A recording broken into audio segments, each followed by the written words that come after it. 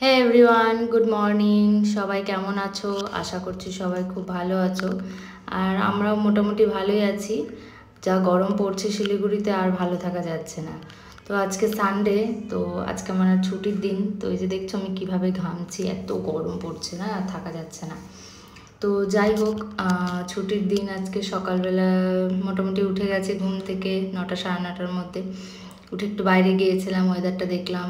সকালের দিকে ওয়েদারটা তো ভালোই ছিল, মানে রৌদ্রটা ছিল না, কিন্তু পরে যেভাবে রৌদ্রটা উঠেছে। তো সকালে উঠে আমি প্রথমে তো নর্মাল গরম জলটাই খাই, তারপরে আবার চিয়া সিড ভিজিয়ে রাখি, সেটা দিয়ে লেবু দিয়ে মধু দিয়ে চিয়া সিড ভেজানো জলটা খাই। তো তারপরে একটা ডিম সিদ্ধ করে নিয়েছিলাম, সেটা খেয়েছিলাম।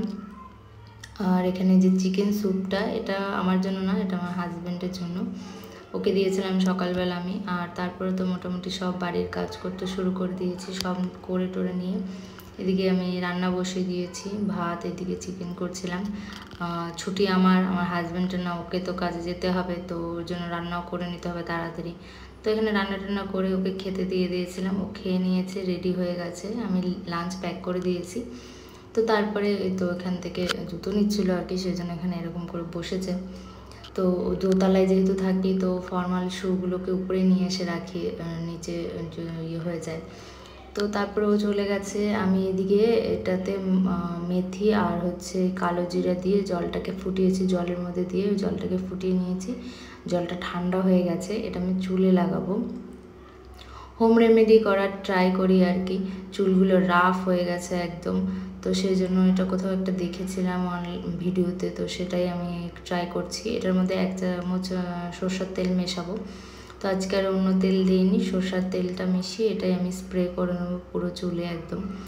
প্রচণ্ড গরম পড়ছে শিলিগুড়িতে। তোমাদের ওইদিকে কে কোথা থেকে ভিডিওটা দেখছে, তোমাদের ওইদিকে দেখে জানিও যে কীরকম গরম পড়েছে। এখন তো বৃষ্টি হচ্ছেই না, প্রচণ্ড গরম। জানি না পুজোতে কী ওয়েদার থাকবে, পুজো তো এবার সামনে। তারপর আমি এখানে চুলের মধ্যে অ্যাপ্লাই করে নিচ্ছিলাম, এভাবে চুলগুলোকে সরিয়ে সরিয়ে গোড়ার মধ্যে করে করে দিয়ে অ্যাপ্লাই করে নিচ্ছিলাম। তারপরে তো একটু সকালে খাবোর জন্য একটা পরোটা ভেজে নিয়েছিলাম, আর এখানে চিকেনটাই নিয়েছিলাম খাওয়ার জন্য অল্প করে। তো সেটাকে খেয়ে তারপরে তো তোমার বাড়ির যত কাজ থাকে রবিবারে আমি সব রেখে দিই কাজের জন্য।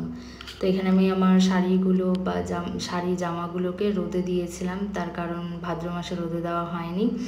ভাদ্র মাসে রোদে দিয়েছি, সোয়েটার ঠান্ডার জিনিসগুলো দিয়েছি, শাড়িগুলোকে দেওয়া হয়নি। তাহলে আজকেই করে নেই, রৌদ্র উঠেছে, প্রচণ্ড গরম পড়ছে কয়েকদিন থেকে, কেয়ার করব। তো সেই জন্য এখানে সব কিছু রৌদ্র দিয়ে জামা কাপড়গুলো ধুয়ে সব মেলে টেলে দিয়েছি। রোদে থাকা যাচ্ছে না, দেখছো গরম রৌদ্রটা দেখছো কীরকম। তো এখানে আমি জামা কাপড়গুলো যেগুলো আগে কেচে দিয়েছি সেগুলোকে একটু উল্টে পাল্টে দিচ্ছিলাম, একটু মানে কিছুক্ষণের মধ্যে আবার শুকিয়েও গেছে, এতই রৌদ্র পড়েছে আর এত ঘেমেছি আজকে আমি কি বলবো। তো তারপরে ঘরে এসে ঘরটাকে ঝাড়ছিলাম। কার কার পুজোর সব শুরু হয়ে গেছে, সবাই শুরু করে দিয়েছে, তার কারণ পুজোর সময় সবার ঝাড়ু টাড়ু করতে হয়, মানে সব ঘর পরিষ্কার করা, সব কিছু করা। জামা কাপড় সামনের সপ্তাহে সব আবার ধুয়ে নেব, আর আজকে ঘরটা ঝেড়ে নিচ্ছি, যদি আবার হয় ঝাড়ু আবার করে নেব। তো কিছু এখানটায় আমি তারপরে সব এই জায়গাটাকে আমি কীভাবে সাজাবো আমি বুঝতেই পারি না। তো এখানে বোতলগুলোর মধ্যে জল দিয়ে আমি হচ্ছে মানি প্ল্যান্টের গাছগুলো রেখেছি, কিন্তু মানি প্ল্যান্টের গাছগুলো এখন আর বাড়ছে না, আমি বুঝতে পারছি না কেন। প্রথমে যখন এনেছিলাম, এনে সবগুলো আলাদা আলাদা করে দিয়েছিলাম, খুব সুন্দরভাবে ওখান থেকে নতুন ডাল বেরিয়েছে, পাতা বেরিয়েছে, কিন্তু এখন আর এখানটায় কিছু হচ্ছে না। এই ঘড়ি জিনিসটা আমাকে, যেটা মুছছি, এটা আমাকে বাড়ি থেকে দিয়েছিল, ওর পুরী থেকে নিয়ে এসেছে। এই জিনিসটার মধ্যে একটা ফ্লাওয়ার, প্লাস্টিকের যেগুলো ফুলগুলো হয় সেগুলো নিয়ে এসে রাখতে হবে। এখানকার ঘড়িটা বন্ধ হয়ে গেছে, ব্যাটারিটা ছিল, ওটা ব্যাটারিটা লাগাতে হবে। তো তারপরে এদিকে আমি এদিকটা পুরো পরিষ্কার টরিষ্কার করে নিয়ে বিছানা টিছানার এদিক থেকে আবার চারিদিকটা ভালো করে ঘরটা ঝাড়ু করে নিলাম। আর এখন পুজো চলে এসেছে, যদিও পুজোর সময় আমরা বাড়িতে যাব, কিন্তু এটাও তো আমাদেরই ঘর, আমরা থাকি এখানে সারা বছর, তো এই জায়গাটাকেও পরিষ্কার করে রাখতে হবে। তো তারপরে আর কি প্রত্যেকবার পুজোর সময় আমরা বাড়িতেই যাই। আমার তো বালুরঘাট ছাড়া কোথাও ভালো লাগে না পুজো, যত শিলিগুড়িতে থাকি কিন্তু বালুরঘাটের পুজোই বেস্ট মনে হয়, ছোটোবেলা থেকে সেখানে বড় হয়েছি। তো তারপর আমার ঘরটাকে দেখছো কত সুন্দর করে নিয়েছি, বিছানা চাদরটা তো সব চেঞ্জ করে নিয়েছি, নিয়ে সুন্দরভাবে পরিষ্কার করে নিয়েছি ঘরটাকে, পরিষ্কার টরিষ্কার করে সব কাজকর্ম করে নিয়ে আমি স্নান টান করে নিয়েছি। তারপরে তো এই যে স্নান টান করে বেরিয়ে গেছি। তারপরে আর কি, তারপরে খাওয়া বিকেল হয়ে যায় আমার। রবিবার আসলে যত কাজ থাকে সব করে টোরে করতে টরতে আমার বিকেল হয়ে যায়। কী আর করবো, সারাদিনের মানে সারা সপ্তাহের কাজ আমার রবিবারেই থাকে।